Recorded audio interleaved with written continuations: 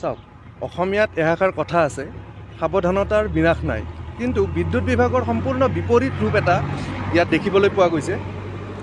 বিজনী মূল পথ বুলি ক'ব পাৰি আপুনি। বিজনীৰ আটাইতকৈ যান্ত্ৰিক পথ এটা, আটাইতকৈ বিজি পথ এটাত এনেদৰে উন্মুক্তভাৱে, এটা নাঙতভাৱে তেওঁলোকে ট্ৰেন্সফৰ্মাৰ এটাকে বহাই থৈ দিছে। ইয়াত মানুহটো বাদেই দিয়ক, জীৱ জন্তু ইয়াৰ পৰা সুৰক্ষিত নহয়।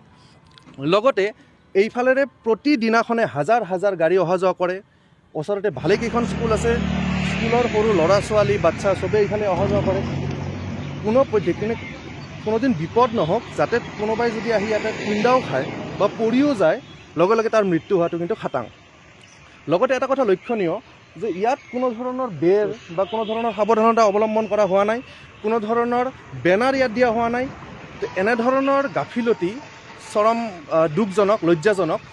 অকল স্মাৰ্ট মিটাৰ লগালেই যে স্মাৰ্ট এখন চিটি হ'ব পাৰে, এইটো কিন্তু কথা নহয়। যে স্মাৰ্ট চিটি এখন কৰিব লাগিলে মানুহবিলাক স্মাৰ্ট হ'ব লাগিব, কৰ্মীবিলাক স্মাৰ্ট হ'ব লাগিব। গতিকে মই মাননীয় SDM মহোদয়ক, বিদ্যুৎ বিভাগৰ মই অনুৰোধ জনাইছোঁ যাতে এই বিষয়বস্তুবিলাক অলপ গুৰুত্ব সহকাৰে লওক। কাৰণ মানুহৰ জীৱন এবাৰেই আহে, গতিকে জীৱনৰ লগত এনেধৰণে গাফিলতি কৰাটো কোনোপধ্যে যুক্তিসংগত কথা নহ'ব। গতিকে বিজনী ৰাইজেও এই বিষয়বস্তুখিনিৰ ওপৰত সজাগ হওক, কাৰণ 1 ফুট দূৰত্ব, কেৱল 1 ফুট দূৰত্বৰ পৰা আপোনালোকৰ মৃত্যু।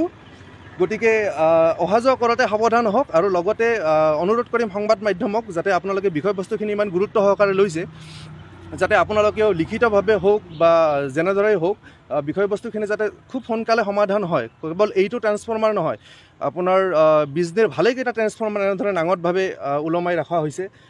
বিদ্যুৎ বিভাগৰ বিভিন্ন কৰ্মত আমি গাফিলতি দেখা পোৱা যোৱা হৈছে। উলুবাৰী অঞ্চলতো এনেধৰণৰ পোষ্ট আমি ফেচবুকৰ মাধ্যমেৰে দেখা পোৱা গৈছে। গতিকে এই বিষয়বস্তুখিনি খুব লজ্জাজনক। আৰু মই বিচাৰিছোঁ এজন সাধাৰণ ৰাইজ হিচাপে যাতে বিষয়বস্তুখিনিৰ এটা সুন্দৰ আৰু সুস্থ সমাধান হওক।